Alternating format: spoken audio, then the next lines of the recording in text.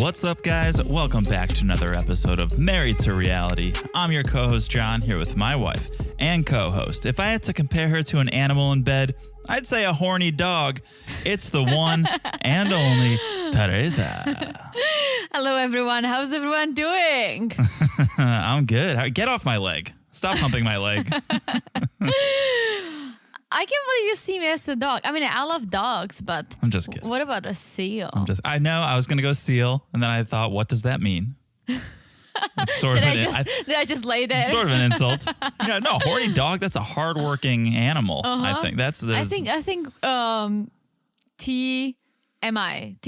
Okay. TMI. Let's move on then. All right, what's going on, guys? How are you?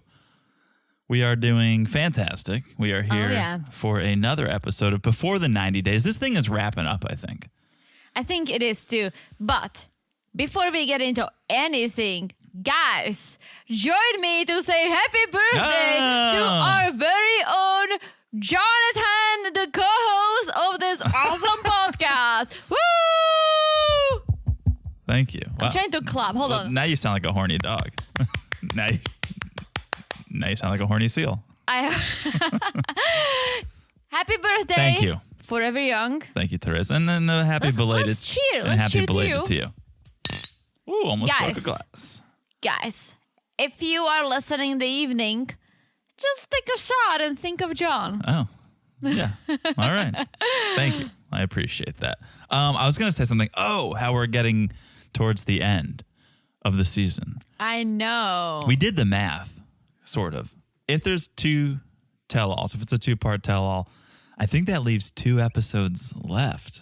I think so. So it's either 2 episodes and a 2-part tell-all, or I'm going to guess 3 episodes and a 1-part tell-all, but they never give us a week off. Oh, no, so. I was going to say 1 episode and 3-part No. tell-all. That's not going to happen. That's unheard of. They did it once. That's unheard of. They did I know. It once. I think not before, the other way. Yeah. I think they did. Why? That's unheard of. But we'll see. Either way, we're getting to the end. And more is to come, as always, which I will talk about in a second. But before we get there, a little bit of housekeeping here, guys. If you want to follow us on social media, I think you should. And you can follow us on Instagram at Married to Reality Pod. A lot of you guys are doing it. You're coming over there. It's a good time. We love chatting with you. We love having you like the memes, share the memes. It's where we keep you updated. So if you're not following Married to Reality Pod on Instagram, I'm going to go out on a limb and say you're missing out. You are missing out. What are you doing with your life? So much judgment in that question. How can you live? How do you get out of bed in the morning if you're not following Married to Reality Pod on Instagram? Exactly. So make sure you're following us there. Follow us on Facebook too. We do some things over there. Although I think we've kind of slacked. I kind of forgot we had a Facebook for a second. Yeah, we've slacked. Let's be honest. The past couple of weeks were absolutely crazy with a lot of things. Yeah. But I'm going to say we will get better. Yeah, we're always trying to improve. So follow us on social media. Also, make sure you're following the podcast wherever you're listening. So easy to do. Look down and smash that follow button. Guys, smash it like it's as hot as John's birthday. I had a feeling that was coming. Woo! Thank you. Guys, I know you already know this because my birthday was last week and I told you I love my birthday. But what I love even more than my birthday, I love celebrating other people's birthday, and especially when it's my significant other. Yeah. Nothing's better. Thank you. So, John is not that excited. I don't get that excited over birthdays. I am excited for him. I don't get that excited over birthdays. Oh, so you're welcome that I'm so excited for you. Once I matured out of laser tag parties and the like, I'm kind of like, it's another year. Once I turned 21, then it was really like, what else is there to look forward to? Renting a car? Do I care about that? No. Getting drunk? Yeah, that's what I'm saying. But since I turned 21, I've been able to get drunk legally. But getting drunk and feeling good about it? You're saying like having a reason. Yeah. To get drunk. Okay. Like a big reason. Okay. All right. Well, yeah, thank you. We always try to make our birthdays special. And we do. Yeah. And we do. We should do. Thank you. Okay. Last but not least, certainly not least, actually the thing I look forward to talking about most is the reviews. And if you haven't left one, please do, okay? I will tout my birthday here. That's a great birthday present. It's really the only thing I can ask from you guys. So if you haven't left a review, please do. we got a review I'd love to read. Oh, let's And hear it. let me just say, our listeners are the best. Our friends are the best because they're so sweet in what they say. They're so kind, so thoughtful. And this review is just an example of that. I wouldn't say it better. Okay. This comes to us from our friend Cut the Rope 12994. Oh, hello, cut Okay. the rope. 5 stars, Love it. titled New Favorite 90-Day Podcast. Love it even more. Okay. John and Teresa are so easy to fall in love with. They quickly became my favorite 90-Day podcast. I love that they know what these reality TV shows are, in all caps, trash. Oh, yeah. They don't take them too seriously and enjoy them for what they are. The other 90-Day podcasts are jumping on the offended bandwagon, but not these guys. They know these people are train wrecks and love every minute of it. Guilty. It's clear they have so much chemistry, and I've even started listening to the Maths, Darcy and Stacy, and Below Deck episodes. What? And keep up with those shows through this podcast. Y'all are the best. Happy birthday to both of you. Oh, my gosh. What a review. What? Thank you. Cut the rope. Cut fan. the rope. Yeah. Oh, my gosh. What a great review for so many reasons. So First of all, checked all the boxes of what I would want in a 100%. review. But first of all, thank you for all the support. And yeah, we're trying to have fun. Listen, we don't do this just to do this podcast. We started it because we want to have fun, right? Yeah. And we're growing it, and we love that you guys enjoy it as well because that really keeps us going, right? Absolutely. Secondly, I love to hear that you started watching other shows so you can listen to us. Well, I don't know if we're gonna go as far as watching other shows, but definitely listening to us. Yeah, well, that's all we care about. Yeah. And third of all, thank you. We love our birthdays. Well, and I'm you- speaking for you myself love and our- John. That's an amazing review. So thank you What so a much. review. That's gonna be tough to top. That's gonna be a hard review to top. I think you guys are up for it, though. I think you guys might want to try to top it, but that one takes the cake. That one takes the birthday cake. Wow. So thank you, Cut the Rope fan. I mean, just the sweetest, most thoughtful Thank review. you. So thank you. All right. Now, before we get into the show, what about a little 90-day by the way? Let's do it. Okay, number 1, mark your calendars again. The OG 90-day is back. Woohoo! April 17th, coming back with 6 new couples, which we love. We love Brand new couple. 6 brand new couples. You don't know Alright, their names. You don't alright. know their faces. Fresh meat. 1 returning couple. Can I guess? You know it. I do know it. Oriana and Baby. Yeah. Yep. Butt Bongo Fiasco, Ari and Baby. Which I'm down to watch because I'm assuming they'll be in the US. I think so. Yeah. I'm down for a returning couple if it's a new scene. Yeah, like I'm over the Ethiopia and the sister drama. Like, ugh. I think no. there's more sister drama. Oh, really? Yeah. I mean, if it's a good drama, I'll take it. But I want to see Baby in America. yeah, I want to see a new setting. Yeah, So, exactly. I hope we get that. I think we'll get that. Let's talk a little about these new couples. Okay. All right. Tell me because I don't know a lot. Let's start with Kobe and Emily. So Kobe, 34 years old from Cameroon, Africa. Emily from Kansas. Okay, here's the story. She left her small town in Kansas. She moved to China to teach English. While she was out there clubbing one night, she met Kobe. Within 2 weeks, they were engaged, Wow. pregnant soon after. What? Okay, so Emily returned to Kansas. They both thought Kobe would get his visa, but the pandemic delayed it by almost 2 years. Wow. So she gave birth to their son, has been raising their son, supporting the son on her own. Kobe's not even met the son, right? Wow. Now they're ready to reunite and become a family. Wow. This is what I'm talking about. This is no BS couple. This is a real life couple with a child Yeah. and a story. And so I'm here for it. Oh, I'm here for it too. Hopefully, it's not too much of a shit show for the kids' sake. Yeah, we always worry about the kids. Yeah. I think that's good. That's smart on our part. Obviously, we're here for the drama. Like, show us the drama. Yeah. And I hope they'll show us some drama, but hopefully it's not going to affect their child. Exactly.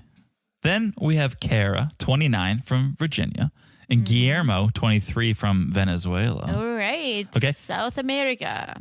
Guillermo, he was a Venezuelan living in the Dominican Republic. And Kara, Vacation.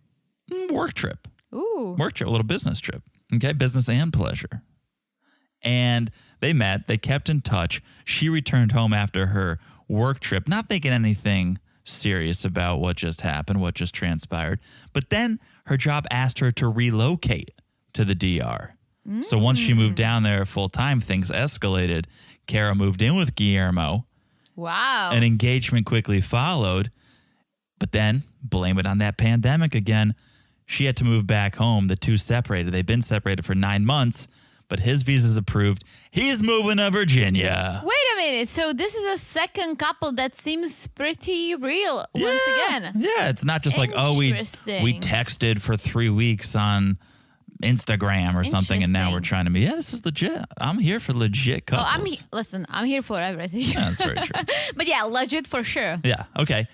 Then we have Shaida, and I'm probably messing this name up because I haven't heard it pronounced yet, but Shaida from Trinidad and Tobago and Bilal from Kansas City, Missouri. Okay, Where is Shaida from? Trinidad and Tobago. Okay.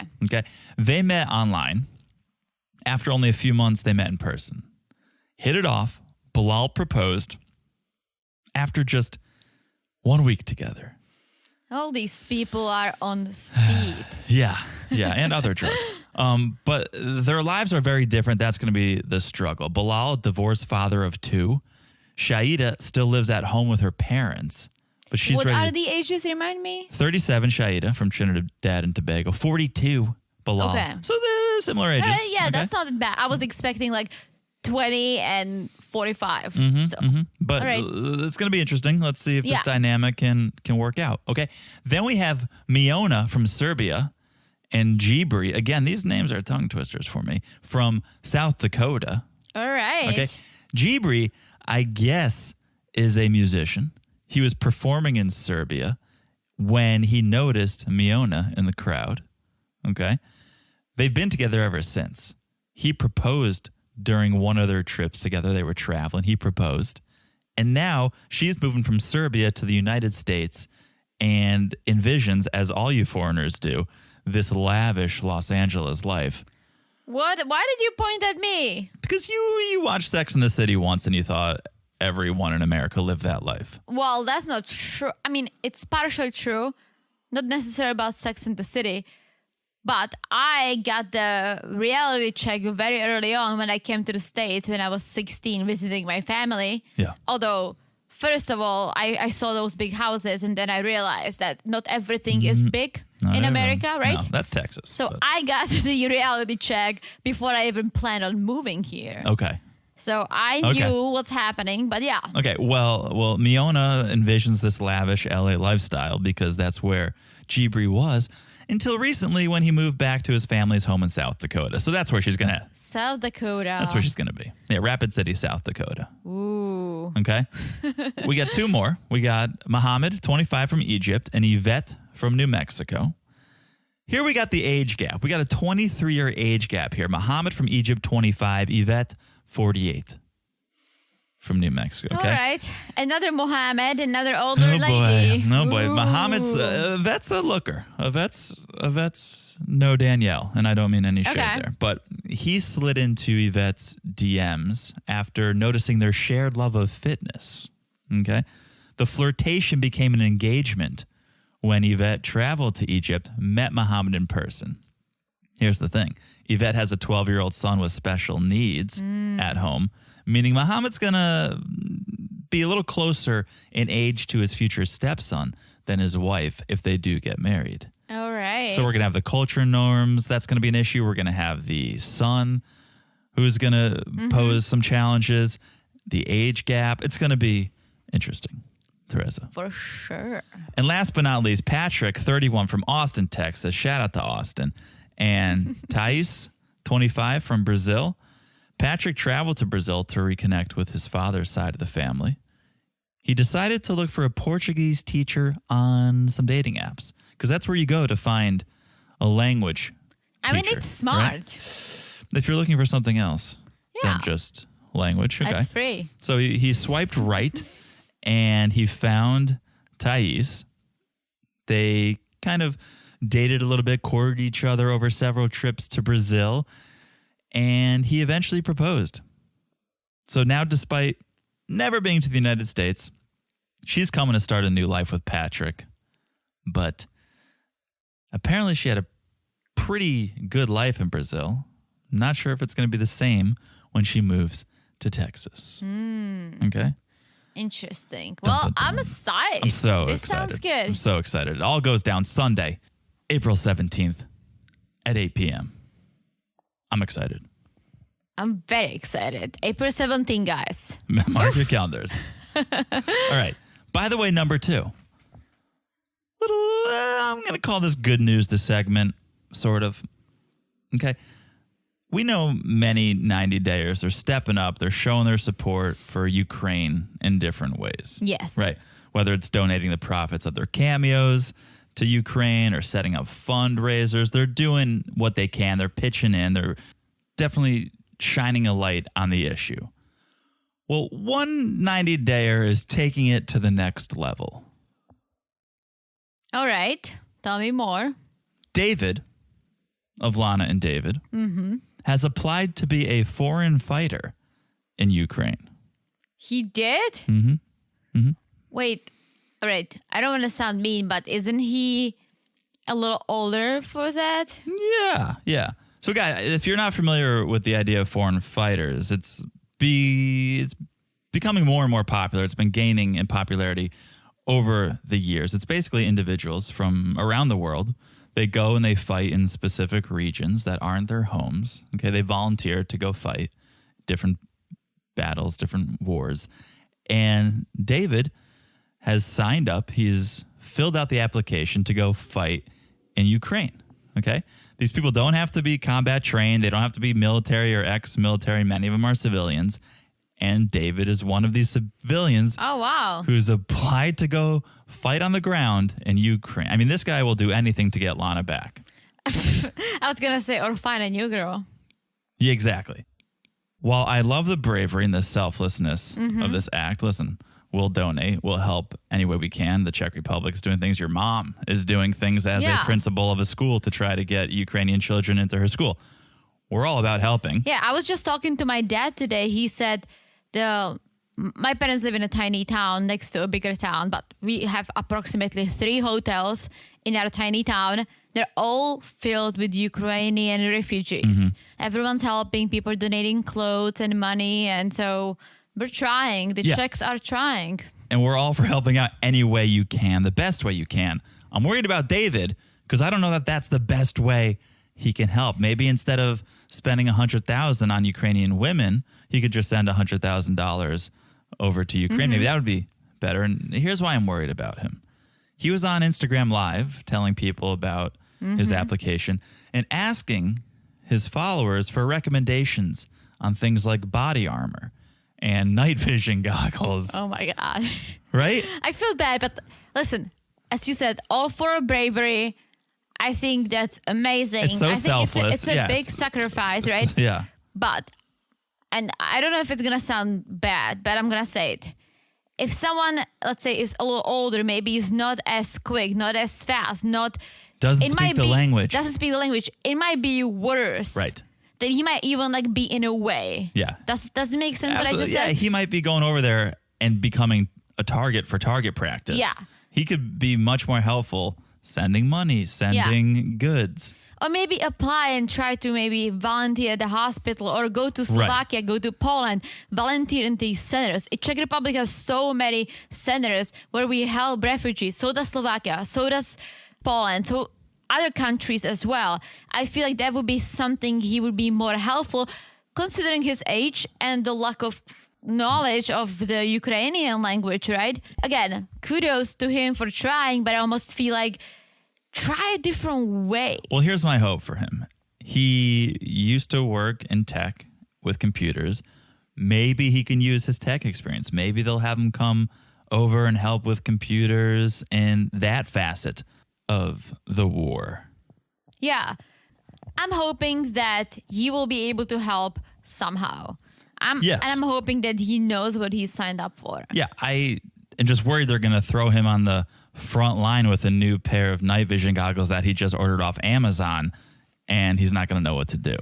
I I would say that's most likely what's going to happen. Yeah. Because they need, even the Ukrainian president, he says we need people, we need weapons, we need someone and something to fight with, right? Sure. And I think as of now, the last number I saw, they've had like 16,000 volunteers, foreign fighters, apply. I don't know if there's 16,000 heading over, but 16,000 have volunteered so far. Yeah, and that's awesome. Yeah, that's great. And again, kudos to David. That's incredibly brave and courageous and selfless. One more thing.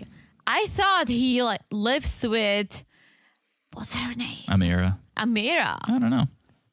I thought they're gonna do this road trip. I know. I don't know. But best wishes to David. For sure. Okay. All right. That is 90 Day. By the way, shall we get into this episode? Let's do it.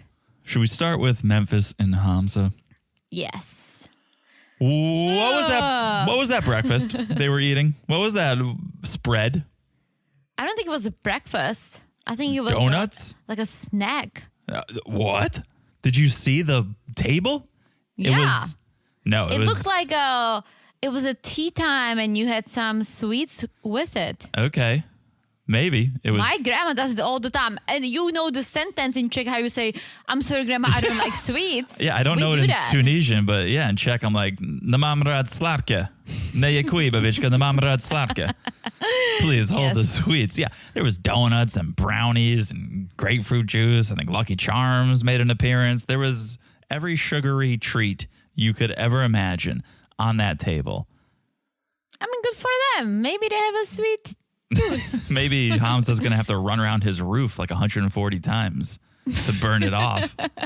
Probably. But it was quite the spread. And, I mean, Memphis is not shedding for the wedding with that type of spread. The wedding is 2 days away, and we got the donuts and the brownies. Not everyone is obsessed with that. Like YOLO. She's YOLOing. She's YOLOing. She's going to go dress shopping. She's going to go with Hyatt, with Mother Hyatt. But first, Hyatt wants to talk to them.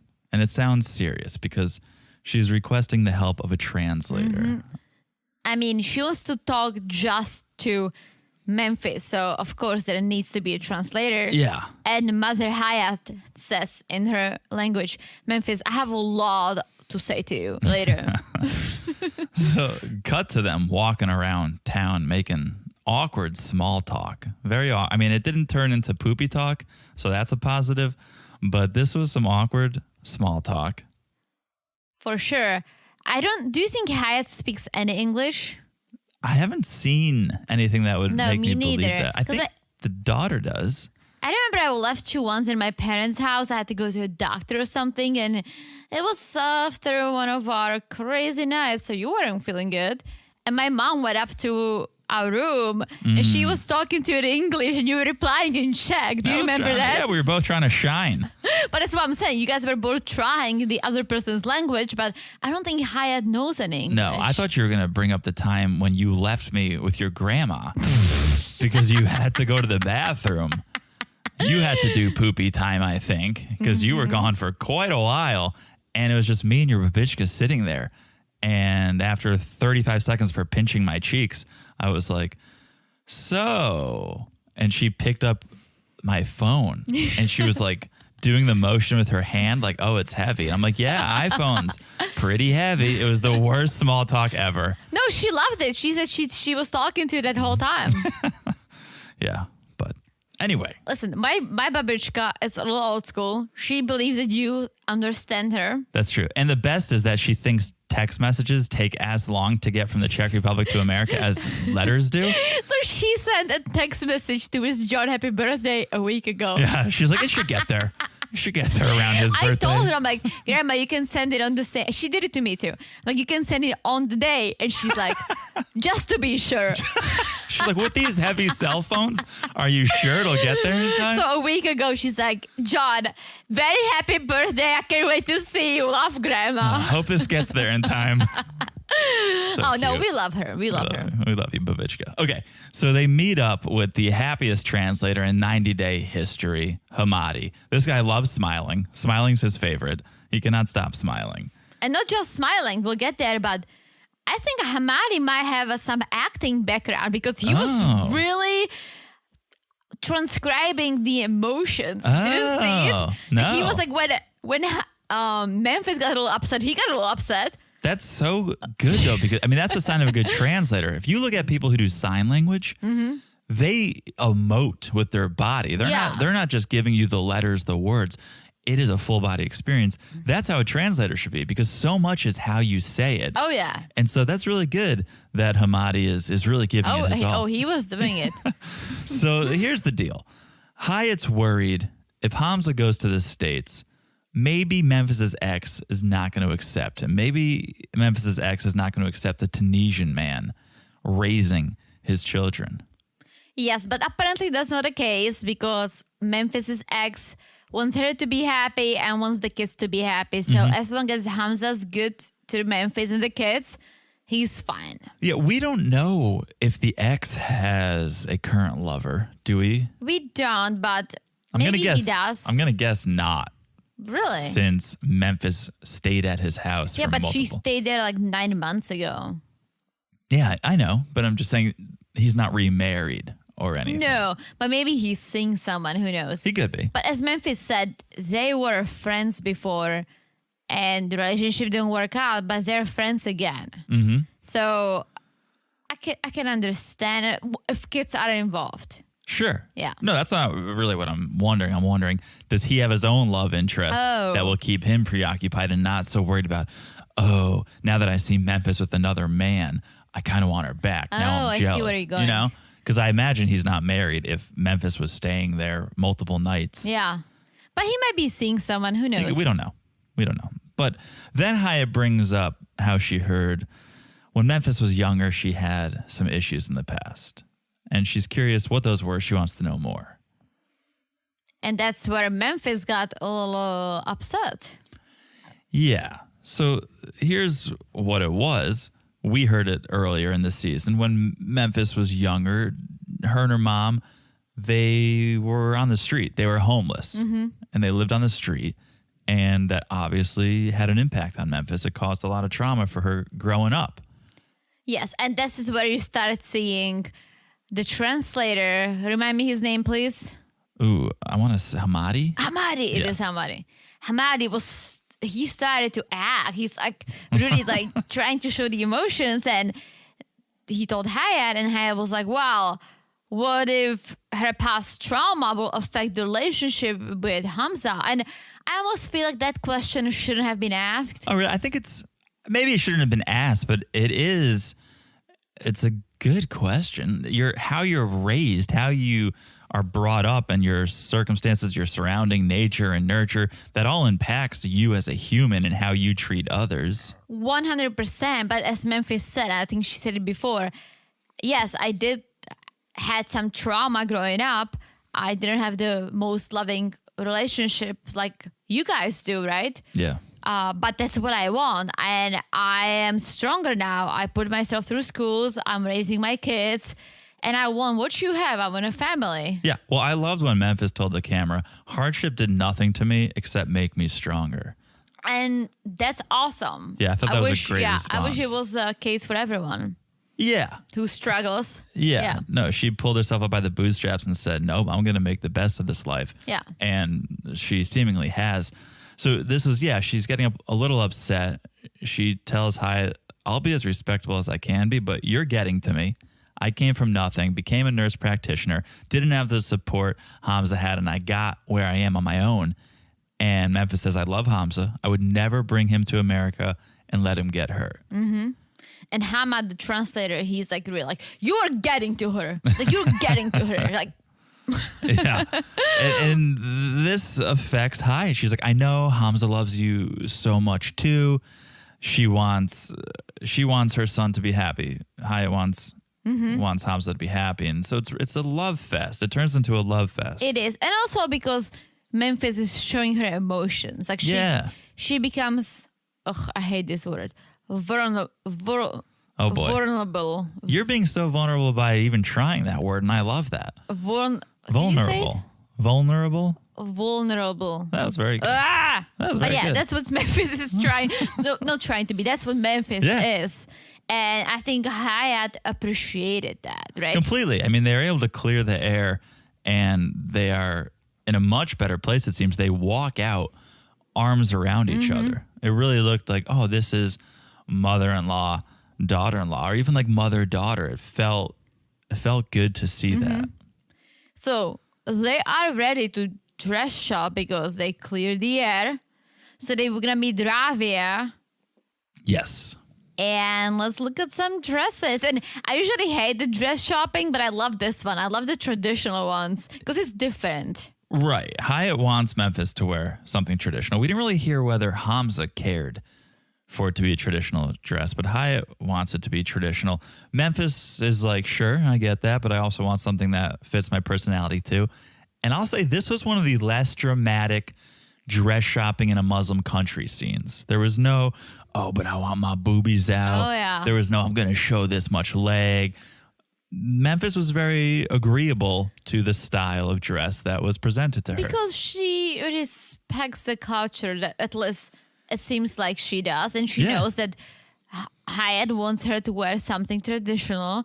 And so she'll do it. She wants to make the family happy. Yeah. I think I'm sorry to interrupt you, but I think it all comes down to she really wants the family. She wants to be accepted. And if this is the way to do it, yeah, let's do it. I think you're right. She's picking her battles.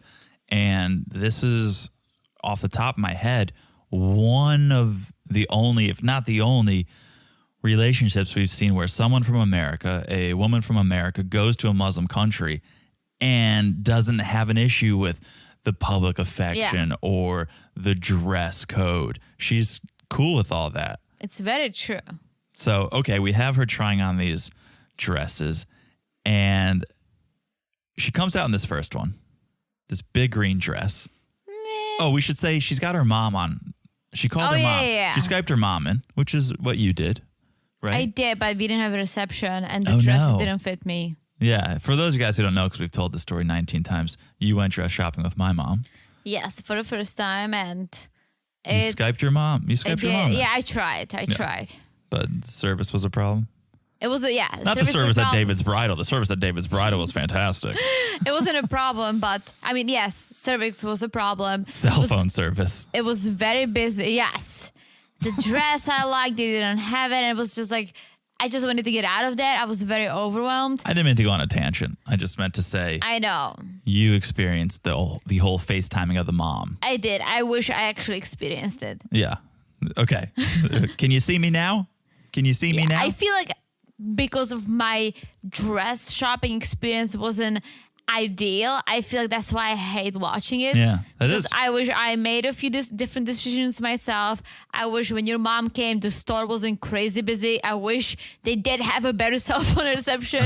It was all You together. wish you got champagne, of course. You lush. Yeah, it was just there were so many freaking people in that store. It was out of control. Okay, well, Memphis comes out in her first dress, big green dress, and her mom was like, pretty dress, not your color.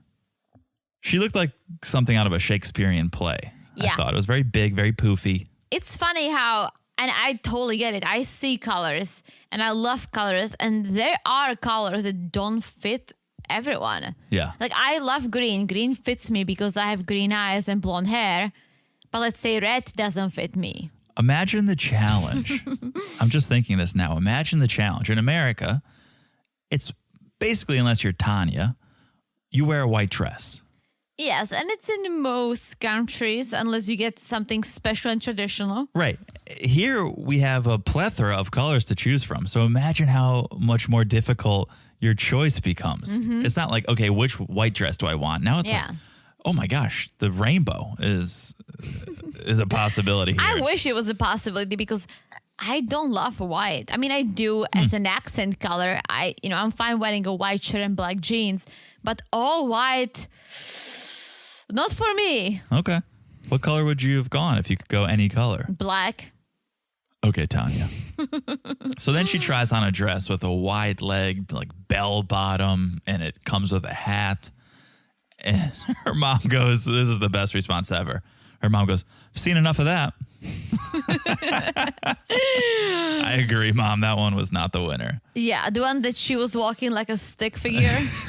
Why was that? I don't know. It wasn't tailored, right? She's probably just trying to keep it on. But or I have to something. say, with the third one, the one she loved, I love the pants. Okay. I was actually good. I was like looking at a few things with pants, but I feel like you would be thrown off because you like something more traditional. Yeah. But I would love that. It was like the Hillary Clinton of wedding dress, like a pants. Yeah, It was very like Janet Jackson-esque, actually. I liked it. I honestly, the reason why I went with more classic dress, and I loved it too, but I knew that you will like it. Yeah, of course. Yeah, but That's what I would if picture. you weren't into fashion or anything, you were just like do whatever you want. Yeah. Oh, you. Oh boy. I gotta give. be out of control. I gotta give Teresa some parameters. Otherwise, who knows what she's gonna come out in? Probably white leather pants. And No, okay, I mean I have maybe. some class. Okay, so they go with the third dress. Everyone loves it. We love it. It's a nice Yeah, dress. it looks great. Now all that's left is the prenup. Okay, all that's left to dampen the mood is the prenup. And let me say this, right? We don't have a prenup. I didn't know what a prenup is before I moved to the US and I started watching American movies, right? But I would assume that as any document that needs to be drafted by a lawyer and signed by both parties, you need more than 2 days to do that. You need a couple days, I would say. At least You need a couple days. you need to think it through. I mean, a You text message takes at least a week to get from Czech to America. So According to my babička, yeah. But the fact that she's doing these 2 days in advance is, I'm sorry, but that's dumb. well, here's her reason, which is just as dumb, right? So it's a new night. She's trying to speak to this lawyer who she's been trying to speak to apparently for a long time now. But she says with the time difference, it's hard. It's a 5-hour time difference 6. in Michigan. It depends what part of Michigan, I think. Well, wait. Is Michigan on Eastern time or Central? I mean, I don't know, but I looked up what time. I said, what time is it in Michigan? And it said the same time it was here. I don't know if it's because of the whole daylight savings time. Maybe that. But okay, I should know that. I think Michigan is on although Chicago is an hour back and it's Illinois, Michigan. I don't know, but I'm going to look it up because now I'm very curious. You talk. okay, you look it up. Because my thought is 5 hours, that's not that crazy. I mean, if it's 11 o'clock in Michigan, 5 hours is 4 o'clock in Tunisia. I mean, that works. That's business hours. If it's 6, it gets a little tighter, but you're still awake and working. Same time zone. Yeah. Michigan, I'm looking at Detroit, and Detroit is on Eastern time. Yeah. So it's the same time zone. So I don't know. I think, is this just a producer plot point? Because 5-hour time difference, you could make it work. Yes. Especially for something like this. You carve out time, you make it work. Yes. But now is the time to do it. She's Skyping with her lawyer. And I get it. She wants to protect her assets. She's got some assets. She's got a good job. Who knows? Maybe she makes 6 figures. But at the end of the day, she's got children. Yes. So that's the main thing she's worried about is if we divorce, I'm not giving half of my money to Hamza. I want it all for my kids, which is completely understandable. So the lawyer's like, all right, when are you looking to get married? And Memphis goes, Monday. Right? Wait, so if the wedding is in 2 days, which means it's either Friday or Saturday. It's gotta be Saturday. It depends how you count days. The lawyer's, Yeah. charging overtime. So who's gonna draft a prenup for you? And as the lawyer mentioned, based on Michigan laws, Hamza need to be familiar with what's going of on. course. Yeah. Well, that's not even Michigan law. That's just Well, he said it. He's going to have to sign it. Yeah. Right? A prenup, I'm sure we've never done it, but I'm sure both parties need to sign it. Mm-hmm. So he's going to need to read it. He's going to have the chance to have a lawyer look at it. And that's going to take some time. Yeah. Yeah. I can't believe she waited until literally the last minute. If she knew about this, you can draft a prenup, then if something goes wrong, Hamza doesn't have to sign it, or Hamza at the wedding might not happen. But she should have traveled with the prenup. Yeah. She's like, this is not part of my 3-week plan. This is really throwing a wrench into my 3-week plan. I mean, the lawyer suggested 2 things. Either postpone the wedding, which is the smart thing to do, right? Yeah. Or, and something I didn't know that existed, a postnup. Did you know about postnup? Never heard of it. Right? Me neither. Makes sense, I guess. It does. Why not be able to draft up a contract whenever?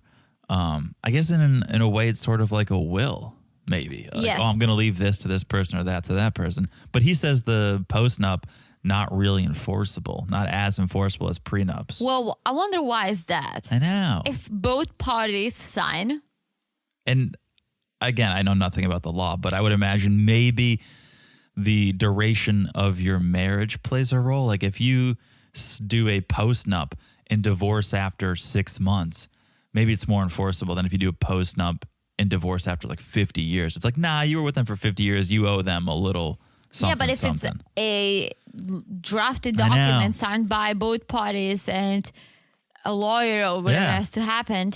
But I almost feel like in her case, postnup would be okay because Hamza doesn't even know what a prenup is.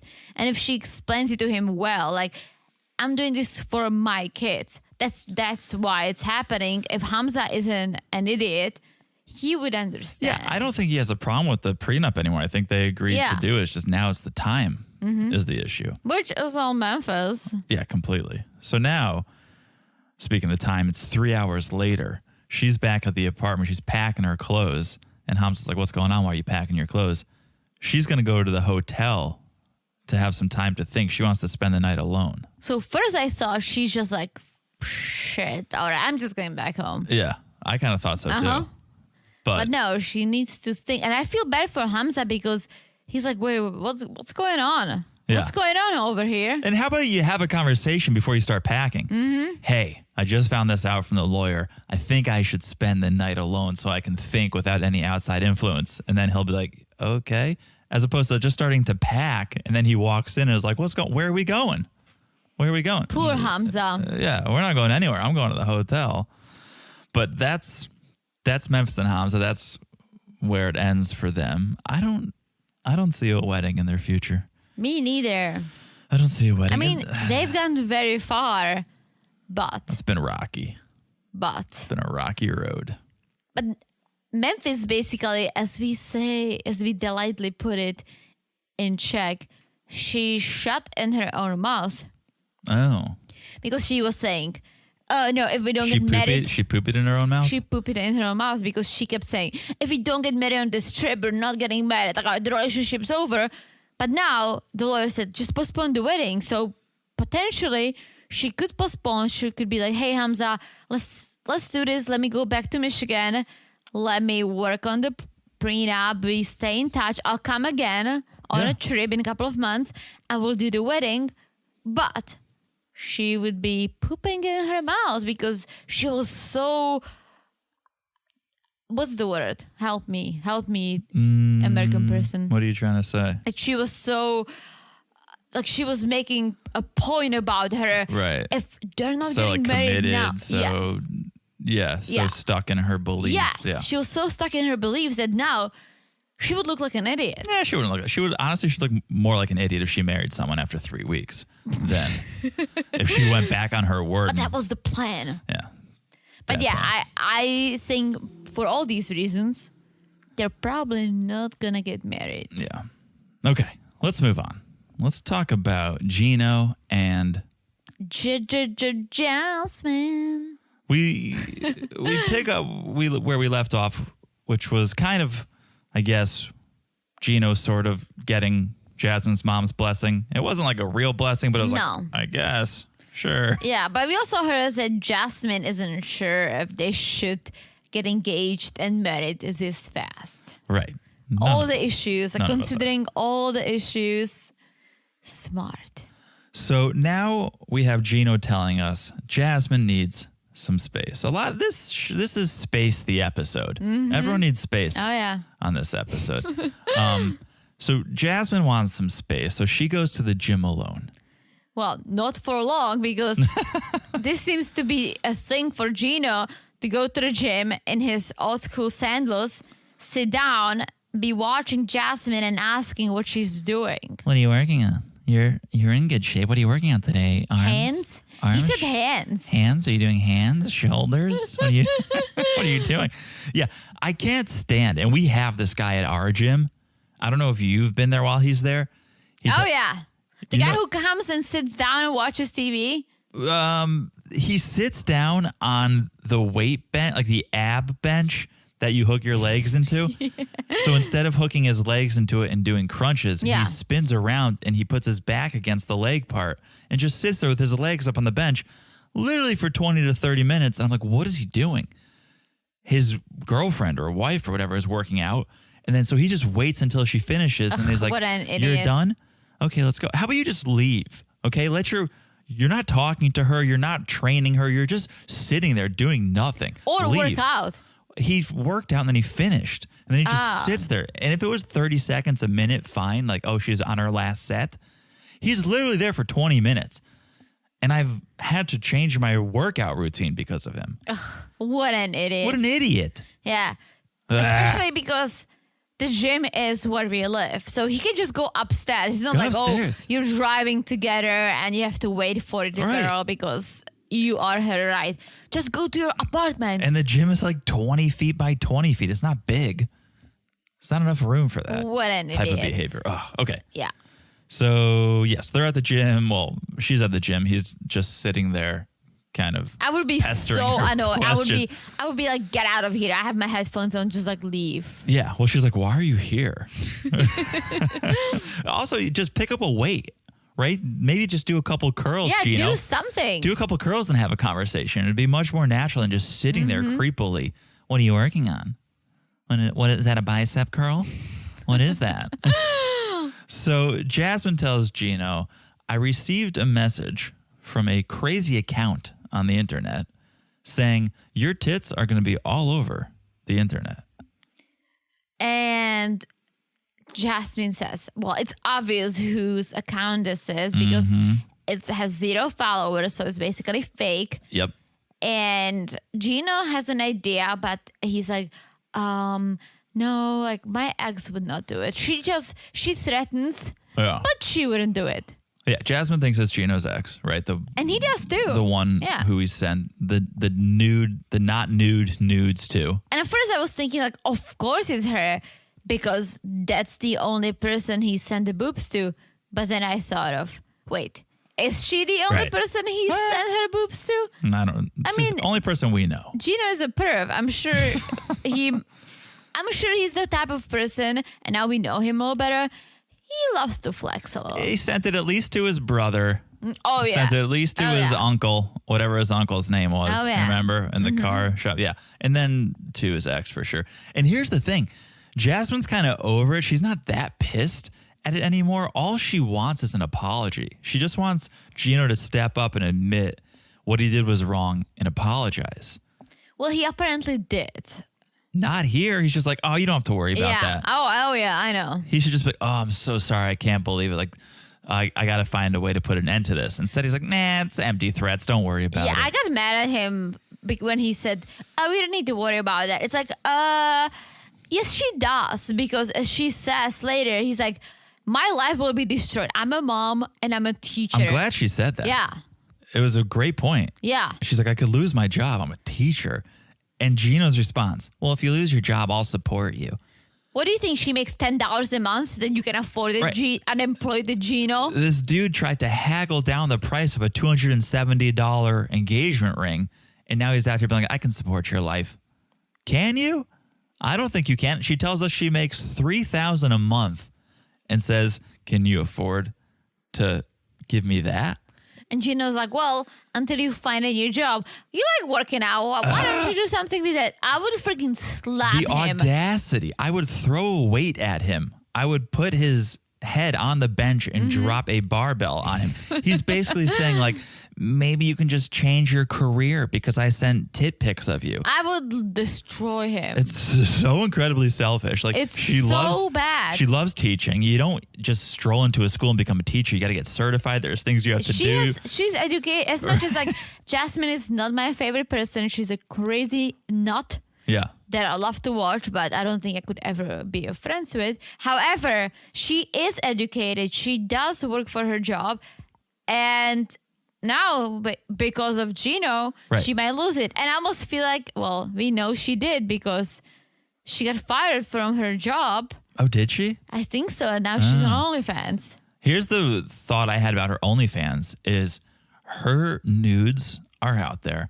And she thought, okay, well, I'm going to take the power back Instead of having other people put my nudes out there, I'll put them out. Listen, I don't judge anyone on OnlyFans. You do you. You make money however you want to make money. All I said before is that I don't want, if I have kids and I found out the kids' teachers is on OnlyFans, I don't think I would like that. Forget the students. I wouldn't do it if I had kids or if we had kids because I wouldn't want my kids to have to deal with that. Oh, I saw your mom naked. Yeah. Oh, I saw your dad. For so many reasons. So like for me, if I found out a teacher is on OnlyFans or anything, I would be like, oh, hell fucking no, right? But if she's not a teacher, she's doing whatever, go for it, girlfriend. But I'm pretty sure I saw on Instagram that she got fired from school because of someone sent the nudes to her place of work. And, well, that's it. But, guys, correct me if I'm wrong. Yeah. Okay. So then cut to Gino. He's now sitting alone, not on a workout bench. He's just sitting alone by himself around the hotel sulking because once again, the nudes are causing issues. Mm-hmm. That or maybe he's sad that Jasmine stole his Panama hat. That might be the real reason. It was the same hat, right? Yeah. And here's probably an unpopular opinion. It looked better on Gino. It did. It was not her vibe. No, but it's okay. Not everyone is a hat person. Not everyone's a hat person. So Gino walks over to Jasmine, and she's just pretending to sleep, I think, to avoid him. She's just pretending she's catching some Z's. So he wakes her up, and he wants to talk, but Jasmine's like, no, leave me alone. Leave me alone. And finally, she gets to talking, and she says, I was looking at old photos of the day we met. I was so pretty. I was so happy. My nails, my eyelashes. And Gino, the king of compliments, responds with, you look fine to me. I would smack him again. Let me add a little outfits this segment over here. Oh, right? Please. Why does he always wear the same clothes? He's always wearing the same. He always has the ugly sandals, the blue shorts, and the red and gray shirt. The only thing he changes are the hats. Right. He always wears the same clothes. You love people that have uniforms, like Steve Jobs. Yes, but I don't believe that he has multiple of these. I just think he wears the same thing over and over and hoping the smell will just disappear. Yeah. Maybe that's why it doesn't work out. He's got no workout clothes. Yeah, because he wears it all the time. Mm-hmm. Yeah, I don't know. But I could see why he'd be bothered by something like that. So, okay. Jasmine's pissed because obviously everything that's going on, Gino doesn't care at all. But Gino tries to make it better. He's like, do you want to get your eyelashes done today? Maybe we could do that. Maybe that would make you feel better. And Jasmine goes, if I want something done, I'll do it myself. I'm not like your other relationships. I'm not a sugar baby. You don't have to pay me $200 to sit here. And then Gino says something. He said it before. That he used to pay women to hang out with him. Oh, Gino. Yeah, that's not who I am now. And it has nothing to do with Jasmine and I. But either way, the damage is done. Jasmine doesn't trust Gino and feels like he lies about everything. And she wants to see his emails because that's one thing she didn't check yet. Yeah, we've checked some text. We've checked some other things as social media. But the emails we have not filtered through yet. Mm-hmm. And Jasmine makes a point that she's super smart and good with technology. So she'll find something if Gino's lying. And she does. She goes through all of his emails all the way back to 2014, I suppose. When he went to Legoland. Legoland. I know, but she said Legoland. Yeah. She's like, what is this shit about Legoland, Gino? She keeps saying Legoland. Yeah, she has an accent, Therese. You ever hear of an accent before? Everyone says Lego. Like, we have Legos in Czech. We call it Lego. Okay. Well, you guys call it Lego. I've been to Legoland. Yeah, okay. Well, Gino has too. And it's causing a lot of issues right now. Where is a Legoland in the U.S.? Okay, that's my thing. Okay, Jasmine gets so fired up that he went to Legoland, or apparently Legoland. Because he told her that he only brought that slut to Upper Michigan and Legoland. Okay. No. Disney. Oh, yeah, Disney and Upper Michigan. What did you say? I said Legoland. Yeah. She just found out about Legoland. Right. He says he's only been to Disney in Upper Michigan. Okay. Legoland is about an hour outside of Disney. It's in Florida. It's in Central Florida. It is? So, not to defend Gino, he doesn't deserve a defense. But if I went on a trip to Disney and I wanted to go to Legoland, I'd probably make it in the same trip. And then I wouldn't say, oh, I went to Disney in the morning and Legoland in the evening and then Chili's for dinner. I would just say like, oh, I went to Disney. So he probably just lumped it into one trip. I mean, he has to report. He does need to evidence and report, but I'm going to give him a pass here because Legoland is a stone's throw from Disney. And it's 6 years ago. That's why I'm giving it a pass. Yeah, 6, 7 years ago. I've been to Legoland in England. And where? England. Really? That's where you wanted to go when you were in England? Well, it was part of the trip. Oh. Well, what did you do at Legoland? Just like did some rides, got some snacks. Got it. How old were you? I don't know, like 15. Cool. I went with my parents and some friends. That's cool. I like that. Okay. I'll show you pics. I can't wait. So Jasmine loses it, right? She's upset. Gino keeps lying. And Gino's defense is, I'm not lying. I can't remember everything I did 6 years ago. Can you? And Jasmine says, yes. And so Gino gets up and leaves. And he says, he's done. Because apparently it's BS that she remembers everything from 6 years ago, which I get. I do remember things from 6 years ago, but not everything. I don't remember everything. And again, Legoland, Disney, it's one and the same to me. Yeah, potato. Potato. It's all Yeah. for children. I didn't even know there was a Legoland in the U.S. Sure, we can go if you want. No, I've been. Yeah, you've been there. Yeah, I want to go to Universal's. Okay. But We'll talk about our travels. That's a different discussion. We'll talk about our travels later. All right. Shall we talk about this absolute shit show? Yeah. Ben and Mahogany. They're still on their little getaway. I thought Mahogany was getting ready for her Sweet 16 or something. When she was in the mirror doing her makeup, I was like, oh, is it her Sweet 16 already? What's going on She here? looks very young. And So again, young. she looks very different than her photos. Well, we know that. Yeah. Those were her glamour shots. This is her preparing for her Sweet 16 or whatever it is. But she's telling the camera she's concerned. She's got some concerns. Ben is always blaming his exes on why the relationship didn't work out. Which is true. I guess. I mean, that's not really a red flag. It's not like it's such a big red flag for me that would ruin a relationship. No, but I believe, listen, I don't think he was super happy in both of these relationships and these women ruined it, right? Yeah. I believe that with his first wife, they were set up, right? It wasn't like a true, we met, we fell in love relationship, right? It was all about the church It was and the cult. circumstantial. Yes. So I'm sure they had problems, both of them, right? So for him, he could have just said, the relationship didn't work out. We both had differences. We both saw things differently.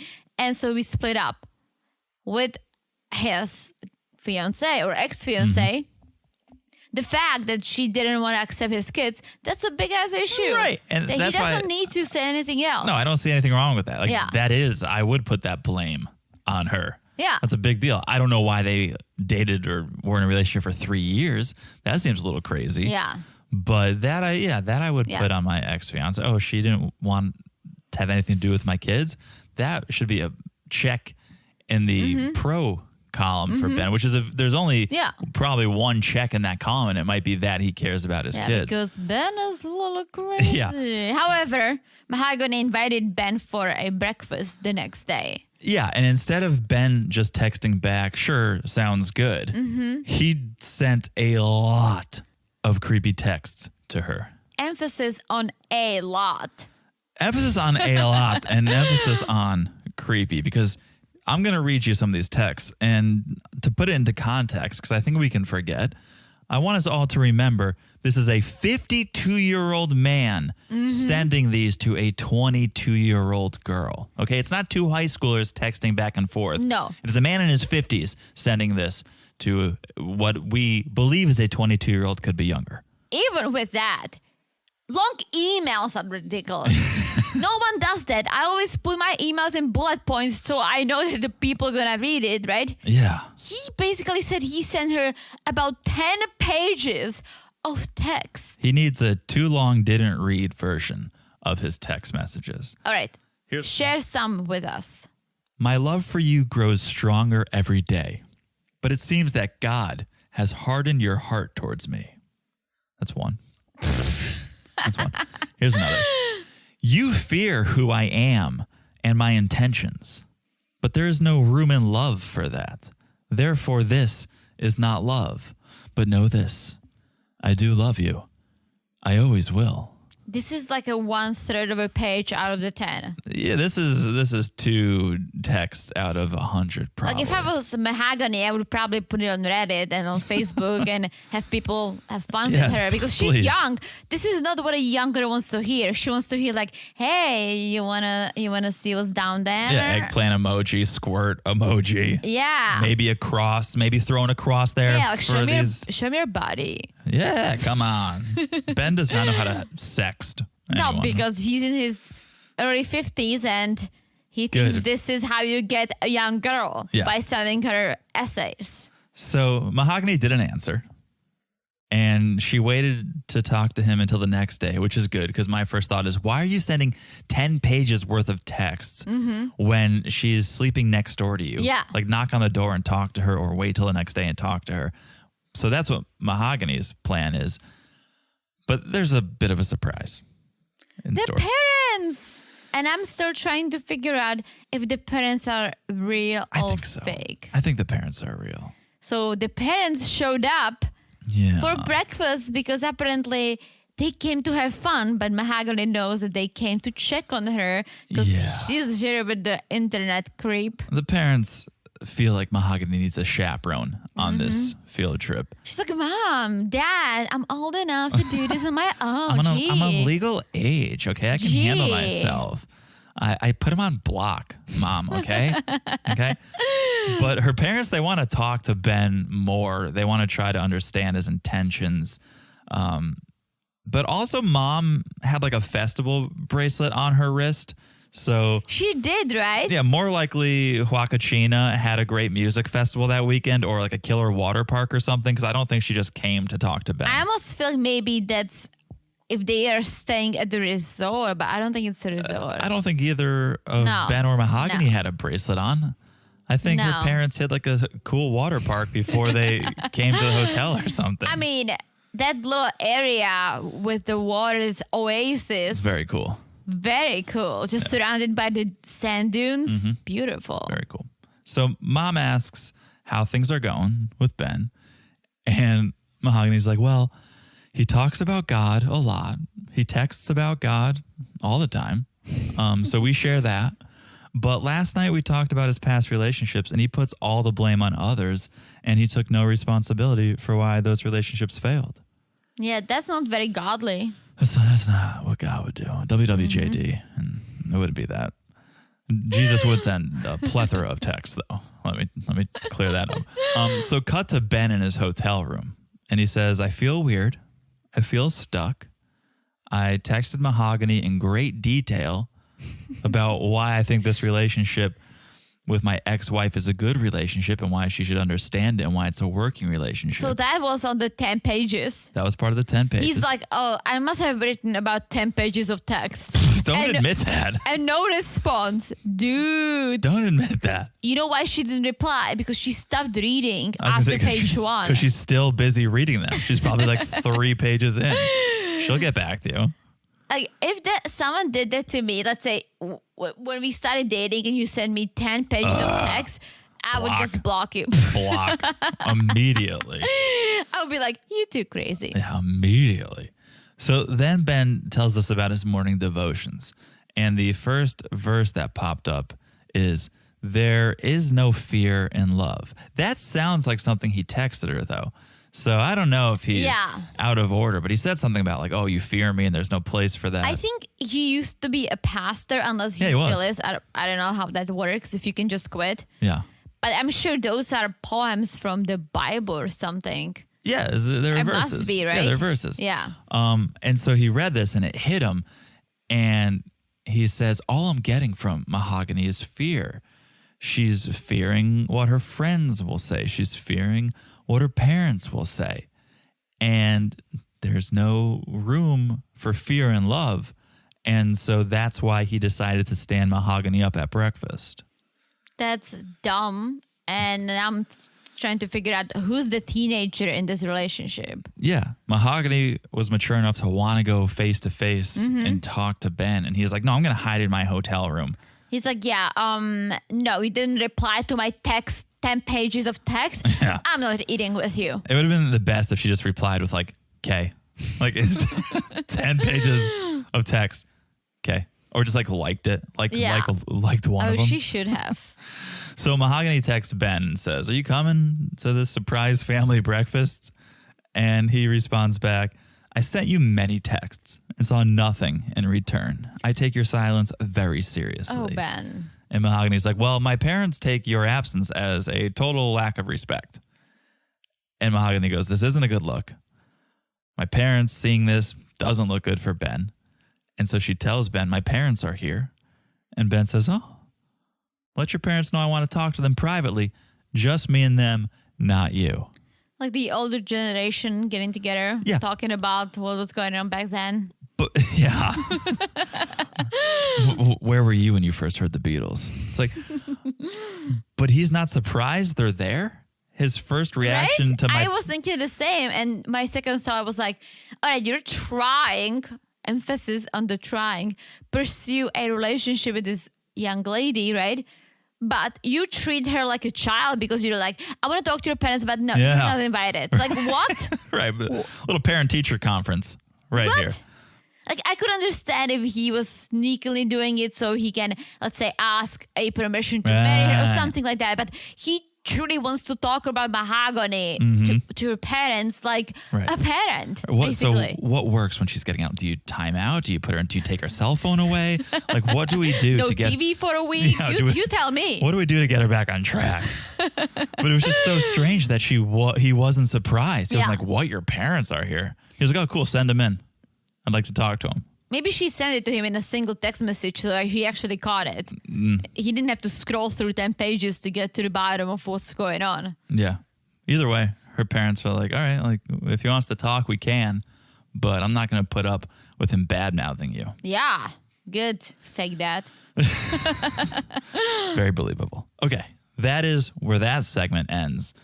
We will take a quick break. When we come back, oh, so much more. So much more. Okay. We'll be back in a second.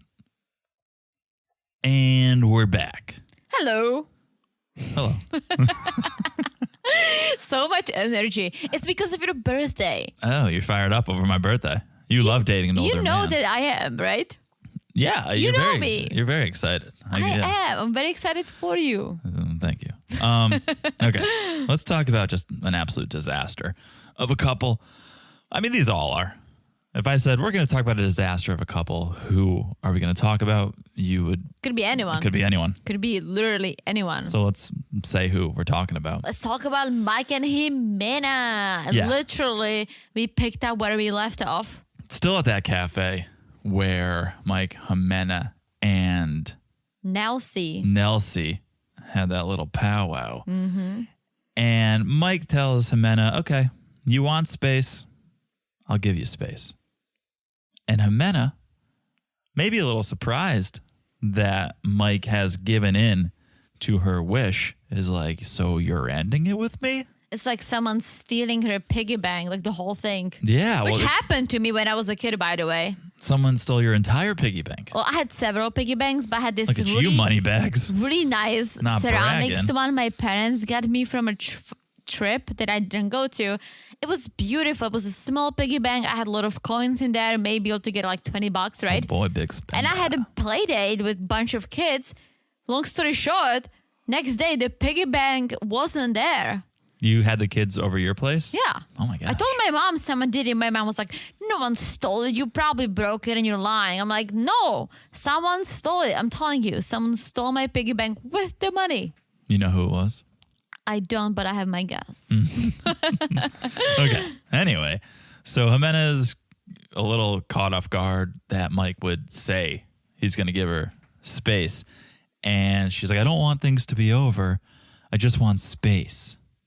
Yeah, read between the lines, Mike.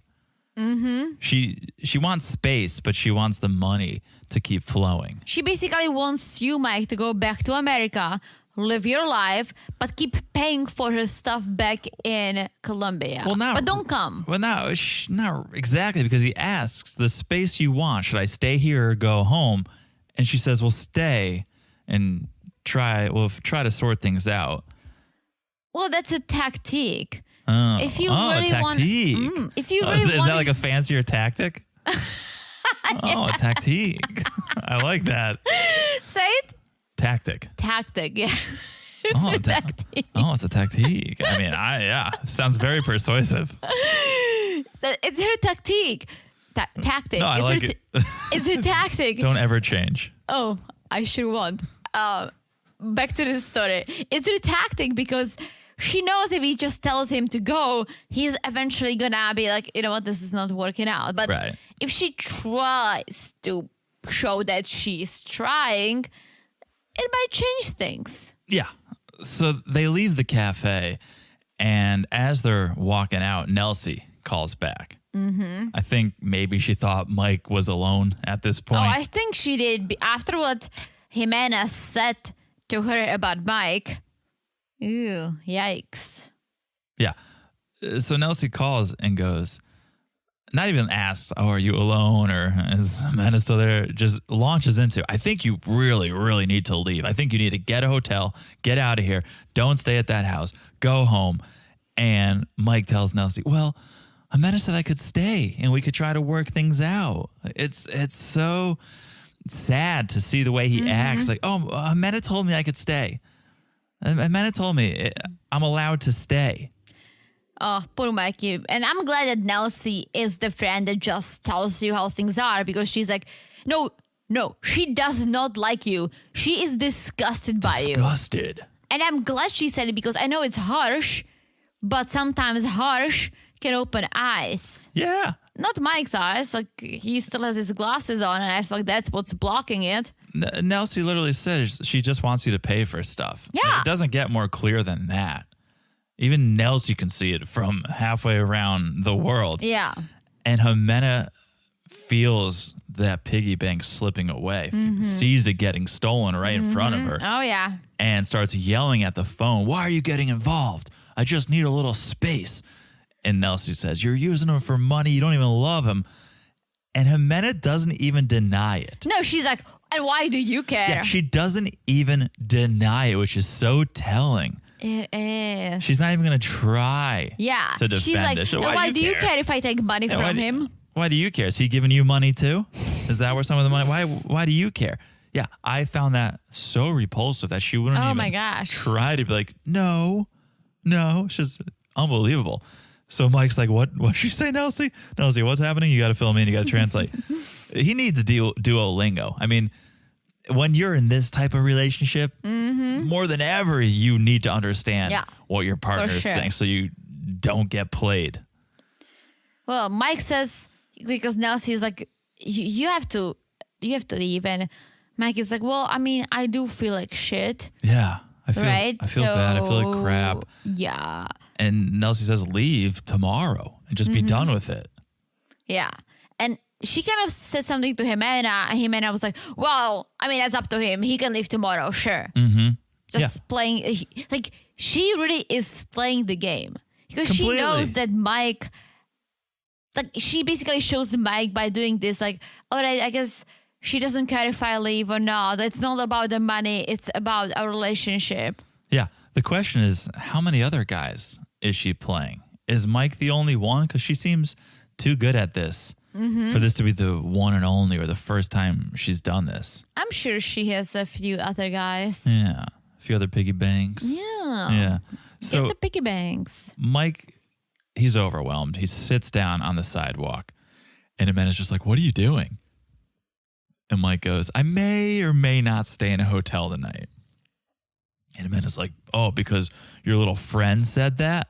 And Ximena starts calling Mike a child, saying, you need to make your own decisions.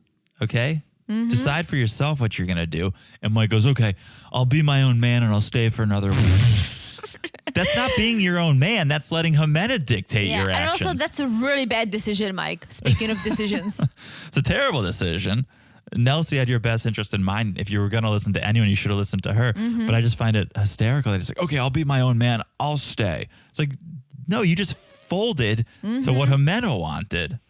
And Ximena, she reads him like a book because now she has the opportunity to kind of show that, okay, well, let me play the game. She's like, everything will be okay. I'll change. I'll change. Okay. Okay. And okay. And poor Mikey's like, so can you sleep with me, por favor? Por favor. And Ximena, playing that game, says, okay, but don't stare at me again.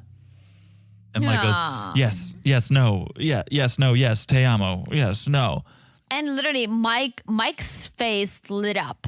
He's like, yes, I can see she's willing to try. It's amazing. She literally is throwing him a bone. Oh, yeah. She's throwing him a bone. She's throwing him a bang just so that the money keeps coming in. And it's so obvious. You don't need to speak the language to see what's happening here. And it's not even us bashing.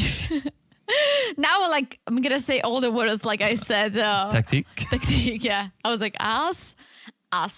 I'm saying it's not just us, damn it. It's not just us, like you and I, bashing Ximena, right? She said it herself. She admitted that it's the money.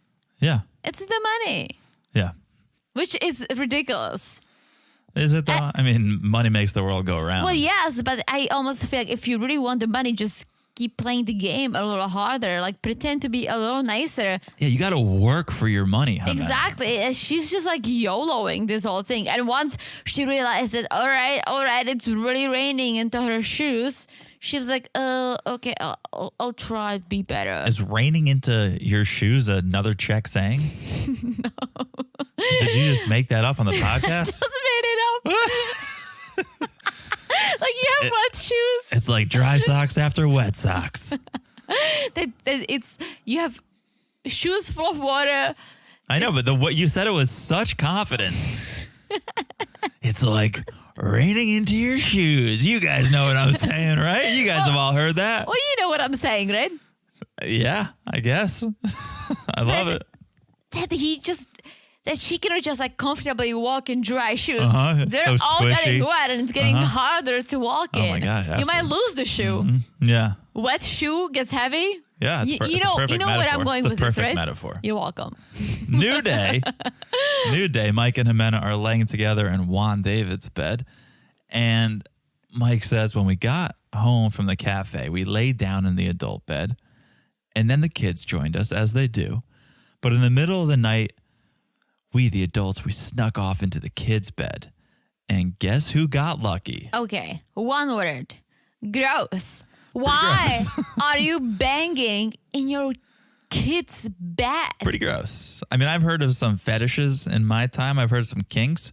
But banging in a car's bed, banging in your child's Disney-themed bed crosses the line for me. No, that crosses every single line. Even, forget the bed, even if they banged on the floor, you're still banging in your kid's room. And I would bet my entire life savings that Ximena is not washing the sheets before Juan, David, and Harold Steven get in that bed the next day.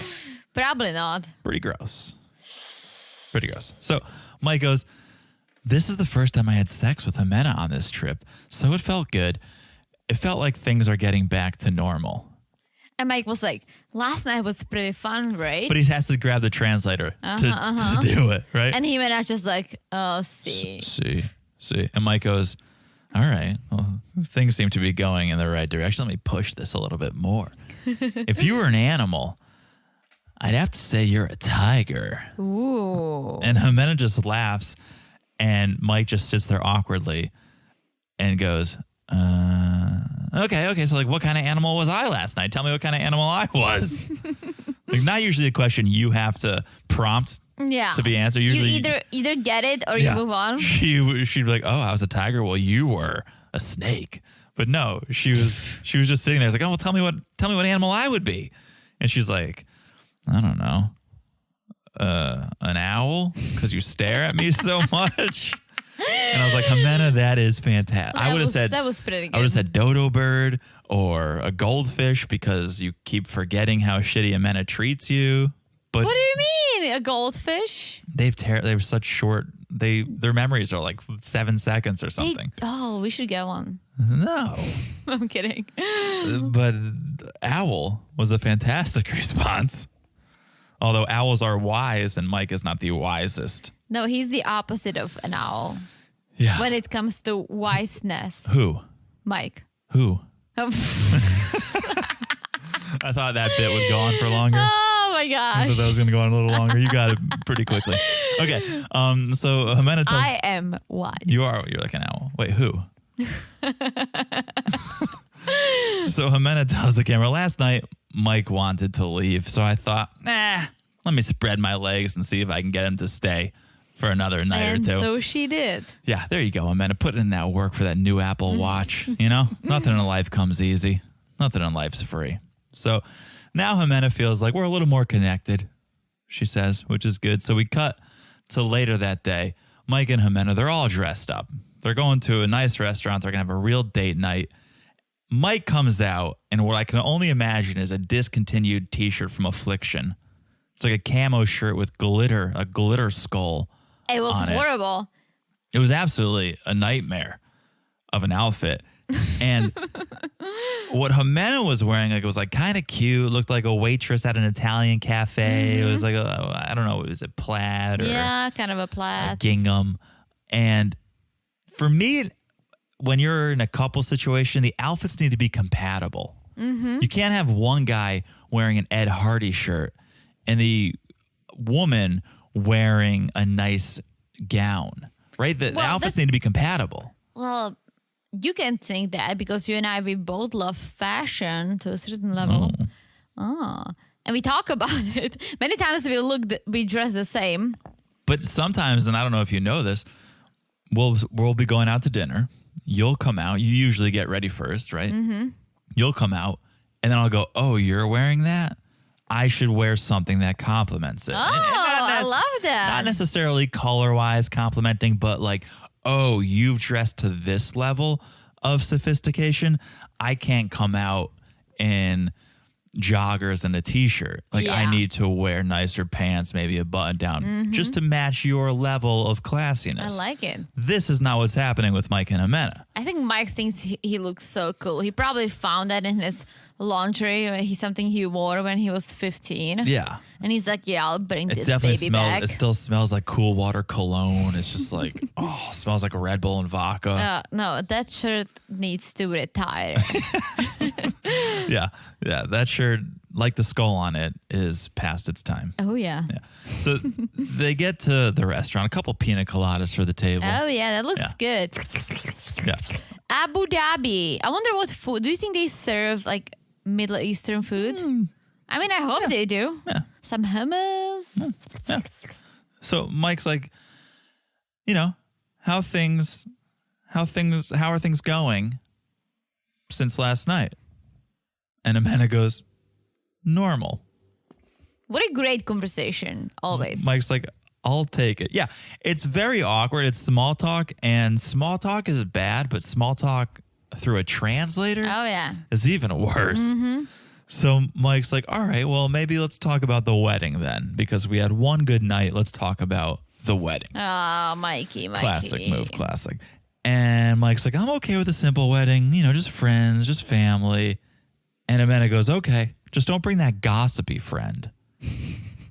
So she just disinvited Nelsie. Yeah. Mike's like, well, that just leaves one friend. I guess just John's going. I don't think Hyman's going to be able to make it on the plane for that long. Maybe Larry can come. So it's going to be a small wedding. It'll be a small, intimate wedding. Well, and Ximena gets all worked up because he's like, you tell your problems to everyone? Like, you need to grow up. I'm kind of on Ximena's side here. You don't need to be airing out your dirty laundry to everyone. No, you don't. 100%. Like, I don't. whatever is going on between us, you and I talk about, right? But we're nice to each other. We respect each other. We can communicate. If you treated me like shit, and I'm just giving an example, right? I would probably want to talk to someone outside the relationship and ask for some advice before I would end it, right? Yeah. So him talking to his friends, I think it's okay. Well, Nelsie was brought in for a very specific reason. She was brought in to translate. So I can understand that. Yeah, but also beyond that, like I think he's so frustrated, and maybe he thinks, okay, well, Nelsie's a girl. She speaks her language. Yeah. Maybe she can explain to me what's going on. Why is Ximena being the way she is? Like, I can see why he did that, and I'm fine with that. That's true. I have a problem with people who just turn to their friends and bash their partner without talking to their partner first. If you've tried to communicate with your partner, nothing's coming of it, then you turn to your friend and go, look, I'm all out of options. You know, any help I could get, I need to talk to you about this. That I can understand. 100%. Like I agree with everything you said. And I think either some people just love to share what's going on in their relationships, which definitely not me, and I don't like it. But some people are just desperate and they are trying to find someone else to talk about bad things, right? So, I mean, I get it. I know. I do agree with Ximena when she's like, you need to make your own decisions. You can't let your friends decide for you. True. Especially when your friends only know part of the story. However, her friends, or friend in this case, is the only one who fully understands Ximena. No, his friend, Nelsie. Yeah. So I think it's okay that Mike went to her for the translation and also for some reality check. Yeah. Because if Ximena's telling Mike's friend that she's disgusted by Mike, like, he's gross, he farts and he smells and she cannot take this and it's different, then yes, as a friend, you should tell Mike, right? Because without her, he wouldn't have known. He's not picking up on anything. Right. Even if the translator says, oh, you farted, stop farting, it's different. That's why this is so different, because Nelsie acted as the translator. Yes. Yeah. So they finish dinner, and out of nowhere, Amanda goes, okay, let's leave, but you and I aren't going to sleep together until the day we get married. And the reason is, my kids don't sleep alone. I sleep with them, and we can't fit all four in a bed. What a beautiful excuse. Couple thoughts here, if I may. Mike's bought you everything else. Why not spring for a bigger bed? Let's get a bed for the whole family. Let's have a family bed, if you will. I mean, that's not really my suggestion, but it's a thought. Yeah. My other real thought is, where are the kids going to sleep after you get married? So if you get married in a month or two, then you're okay not having your kids sleep in the bed? Where's the logic here? Because it doesn't make sense to me. And also, the kids were okay sleeping alone the first trip. Yeah. But on the second trip, they need to sleep with Ximena. Sounds like a lot of excuses. A lot of excuses. And Mike's trying. He's like, so when the kids are asleep, you bed with me? She's like, absolutely fucking not. What if they wake up? What you know Juan David has night terrors. What if he wakes up? Yeah, poor Mike. But I'm glad that he's picking up on some things, because he's like, maybe I should have listened to my friend. Yeah, he's kind of coming to his senses. He's getting wiser as the owl that he is. He's getting wiser. A little slow owl, he is a slower owl. He's got a wounded wing, I think, but he's trying to fly. I think he got wounded eyes, but I mean, I can see a little. It's getting there. It's getting there. Okay, let's move on. Let's talk a little bit about Kim and Soulja Boy. Ugh, these guys. So it's the morning after the big blow up where Soulja Boy told Kim that Zara is actually not a euphemism for all the girls in the world. For all the Zaras. No, I thought it was a euphemism. Zara was a euphemism for all the girls in the world. She later on, she says, well, the song is not about all the Zaras. It's a real girl. It's his ex. It's his ex. And so Kim is a little confused now. She doesn't know what she wants. So she wants to FaceTime her friend Vanessa. And Kim says, Vanessa, guess what? Zara's an actual girl. Yeah, that's where she told her that, you know what? It's not about all the girls named Zara. It's about one particular Zara. And she does not feel about that. And Vanessa tells Kim, well, you don't need to be treated this way. Let me ask you this, right? Maybe it's just me, but this is the first time I saw cigarettes next to Kim. Oh. Did we know she smoked? Because she has a pack there. She isn't smoking the cigarettes while she's on camera, but she brought it with her. I mean, judging by her voice and overall aesthetic, I could have guessed she was a smoker, but Yeah. I don't know that we saw her smoke. No, we didn't see her smoke, but she has cigarettes next to her that she brought. And I almost first thought that, oh, she's not a smoker. She's not like BJ, because BJ was smoking all the time. Sure. And I know Usman wasn't happy about it. So I thought, okay, now at least he got a non-smoker. But I think she smokes too. Maybe- She just doesn't smoke as much, or she doesn't smoke on camera. Maybe she was kind of hiding it from Soulja Boy, and now that they're having a bit of a falling out, she grabbed Yeah. a pack and Yeah. was having a smoke. Or Yeah. maybe she was trying to stop, but he pissed her off so much that she just Yeah. slipped back. Yeah, classic Classic. scenario. Okay, so Kim's like, well, I'm so down on myself now. I used to have so much confidence. Now it's gone, which I don't know if that's true. Did you have I mean, let's give it to her. Well, okay. So I think she meant confidence when it came to Soulja Boy. okay. The confidence in the relationship. Confidence in it. Now it's Yeah.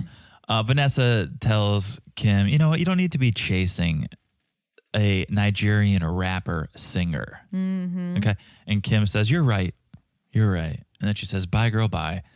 And now Kim is basically giving Soulja Boy his last chance. It's come down. You got one chance, and he needs to do something big, something romantic to prove his love. So they meet by the pool. Yes. Usman's just like living his best life, just like tanning, drinking It looks something. fantastic. And Kim comes. She was wearing this pink top. You look cute today. You look cute Every today. day. Every day, I mean. Every day. Oh, he's trying. You look good. He's No hug? trying. No, you don't want to touch me this time? No hug? Yeah. And Kim just starts saying how she feels like everything's bullshit. She feels deceived. And she goes, I didn't know we weren't going to kiss.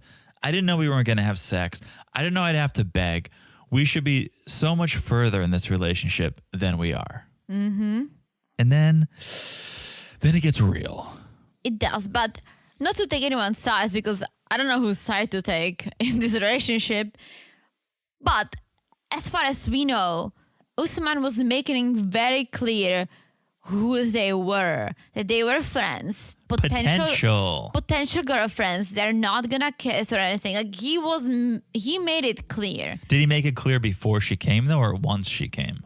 I think, well, when we met Kim, and I might remember this wrong, but I don't think I am, she was saying to the cameras and to her friends that she's the potential girlfriend. Yeah. As a potential girlfriend, I wouldn't expect, first of all, I don't think I would ever be someone's potential girlfriend, but let's say I was, right? No, you are always potential while you're dating.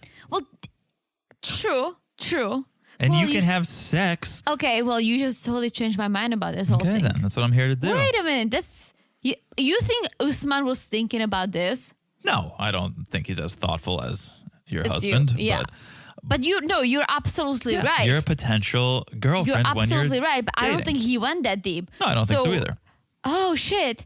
So maybe Kim thought, all right, we're all dating, we're not in a relationship. So Yes. oh shit. Of course you can have sex with you- someone that you're you not. are too good for your own good. And I'm not trying to give anyone any credit in thinking that. I'm just saying, of course you can have sex or kiss someone that you're not in a committed relationship with. We do it all the time when we're dating or even when we're not dating. Ever hear of one night stands? Guys, let's all take a moment and appreciate my husband. Take more than a moment, Teresa. I appreciate you all the time. Exactly. Okay. All the time. Okay. Well, here was my favorite part. When Kim made Usman take off his necklace. She said, take off your neck. Give me it. Give me it. You know how much work it took to get this? You think you can just go on Etsy? You think you can just find this on Etsy? No. This took time. This took money. This took effort. How much thought did you put into this trip for me? And Soulja Boy's response. He's He's like, nothing.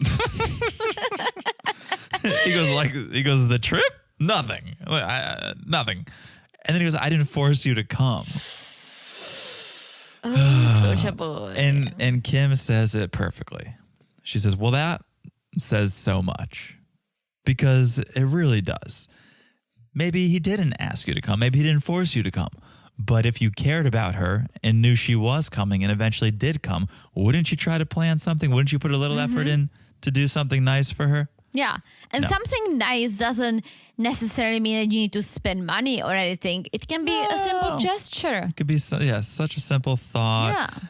The time spent together, the way you make someone feel, Yeah. the way you treat them. That's it. But he did none of that. He put no thought into it. So Kim says, in order for me to stay here and not go home, you need to do something big. And I don't know what that is, but until you prove I'm the one, I don't want to be around you. Until you prove that, you're not getting this necklace back. You know what she wants. Oh, she wants some sexy time. No. No? She got the sexy time. You know what she wants. An engagement? No. So what does she want? A song. She wants her own Do song. you think so? Yeah. I think she wants a song. I mean, he gives it to all his girlfriends or Soulja wives Boy, or yeah. potentials. You're the so- one. I think You're the One would be the name of the song. You're the one for me. You know? Every time I see you, you're the one for me. Kim. Can I have my necklace back? You're the one for me. I think that would do it. Yeah.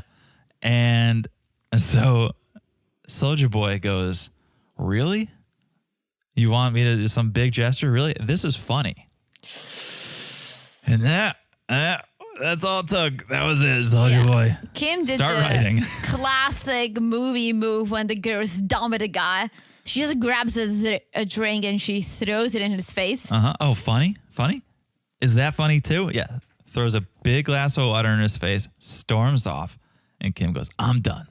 Now I'm done. Well, she keeps walking towards her room and she says, I never threw a drink in anyone's face. Even if when my husband was cheating on me and I saw a lipstick on his collar. Well, that's why it set her off, because her ex apparently would come home with lipstick on his collar or phone numbers in his pocket. And when she called him out, he would say, oh, come on, what are you talking about? You're funny. You're being funny. And so hearing I missed that. Soulja Boy say, oh, you're funny, made her reflect back on her past where her Yeah, husband would lie to her about get it. cheating. Yeah. And so she's like, I'm not going to put up with that again. And Soulja Boy tells the camera, women in my country are 100% submissive.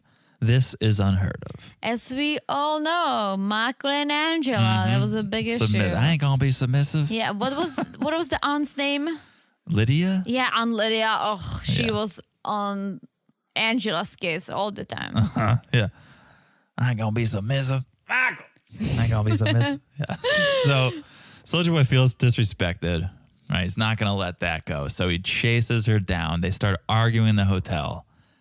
And Kim goes, I believe you love me, but you're not in love with me. And I have to say, I do appreciate Kim being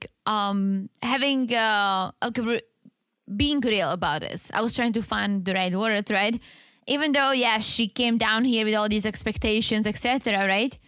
This is a real thing, what she said. Yeah. It says, I believe you love me I because don't we've believe been... that. I don't believe that. You can love someone. You can love a friend. I know. I don't think he loves her. You think he loves Kim?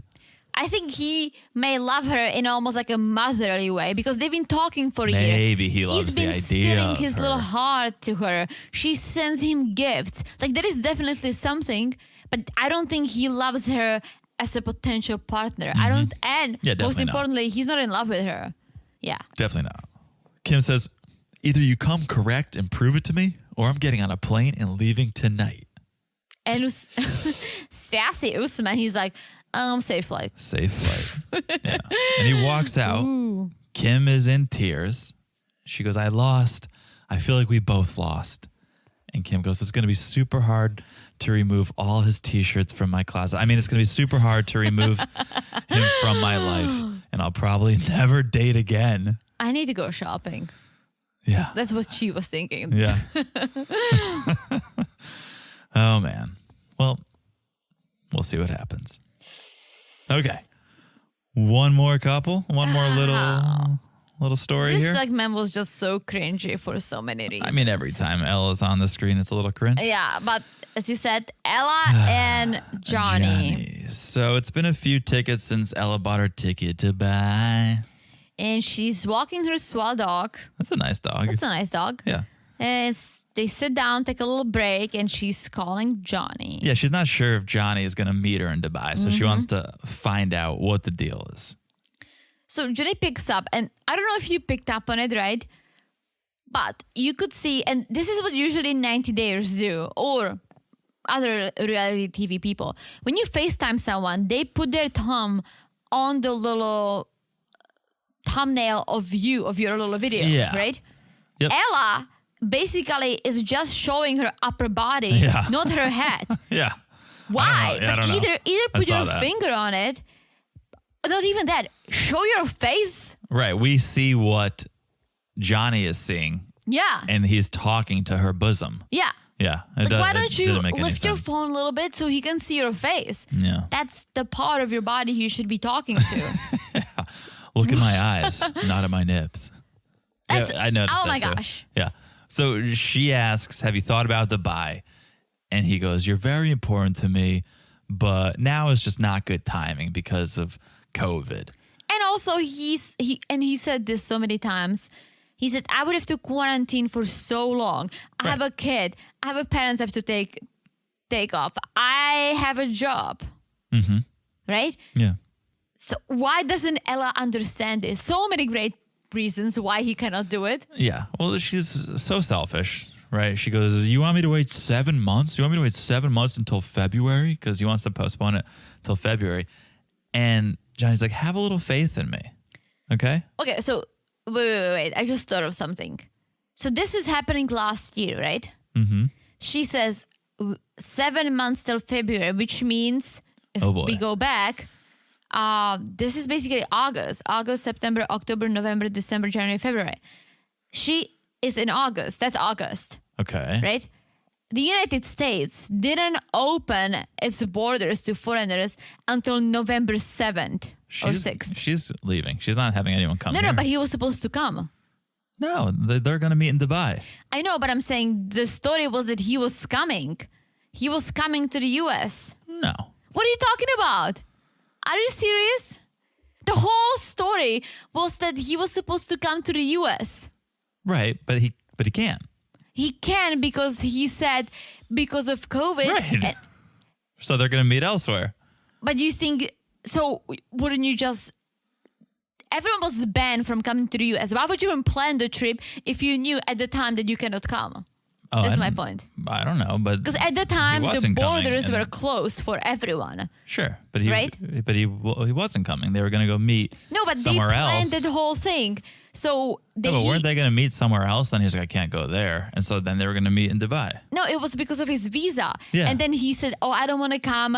I don't want to be that far from my family. If I come to the US, I get COVID. Yeah. I might get stuck, right?" But he already had a plane ticket to Dubai. Yeah. And that's why Ella said, all right, so since you have the plane ticket and that's a country you can go to, I'll meet you in Dubai. Yeah. But if you think about it, if they didn't meet to Dubai, he was still trying to come.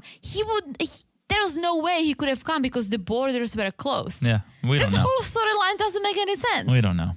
I literally thought this was November or October since they were planning on him coming. Yeah, we don't know.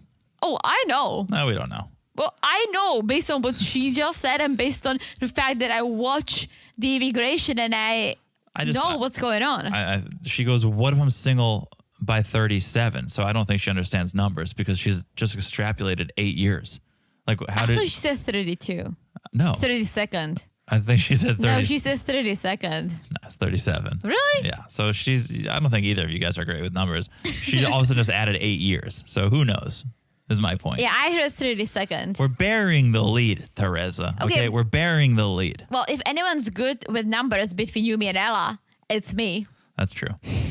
Let's talk about the real bombshell here. Okay? She's talking to Johnny. And she goes, physical attention.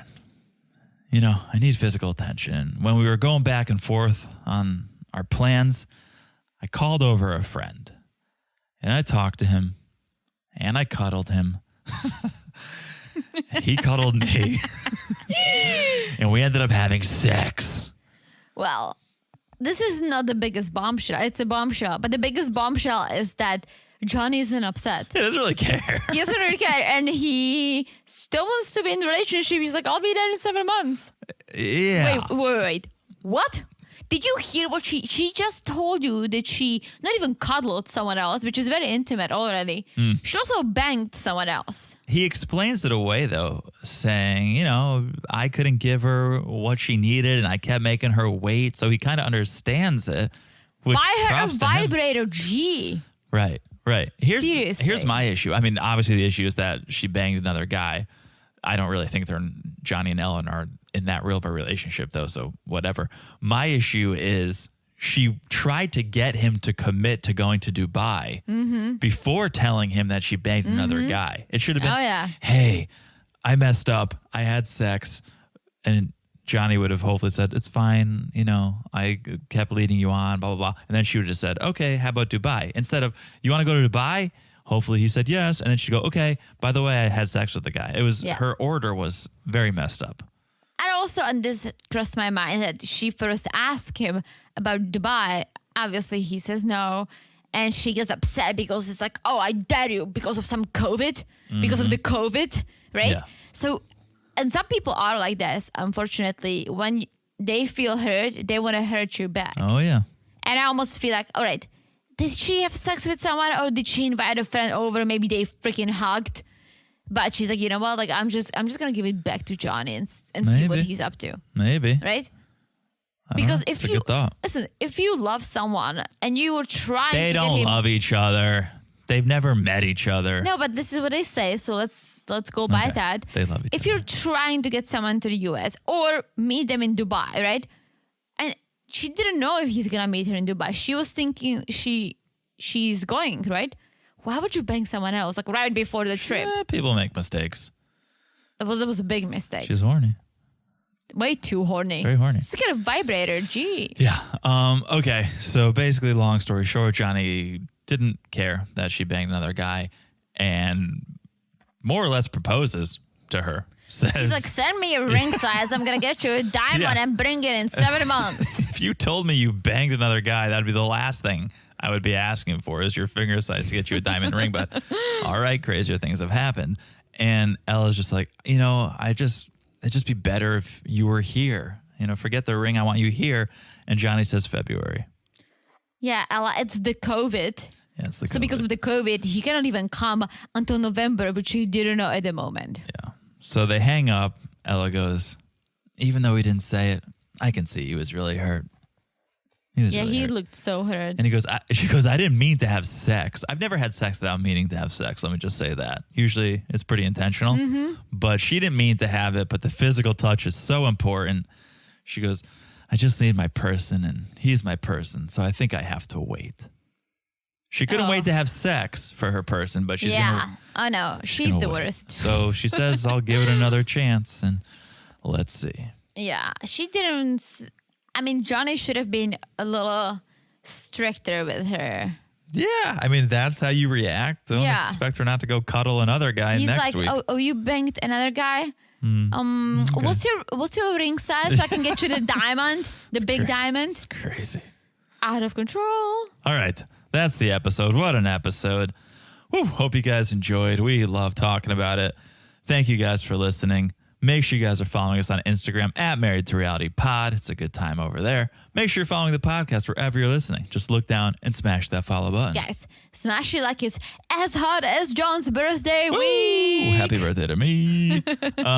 We got some merch. Not that I need you to buy it for me for my birthday because I already own all of it and I will wear it and drink out of it all the time. But if you'd like to treat yourself, get yourself a gift, go for it. MarriedToRealityPodcast.com. There's a button for the store. There's all sorts of cool stuff up there. And thank you again for the reviews.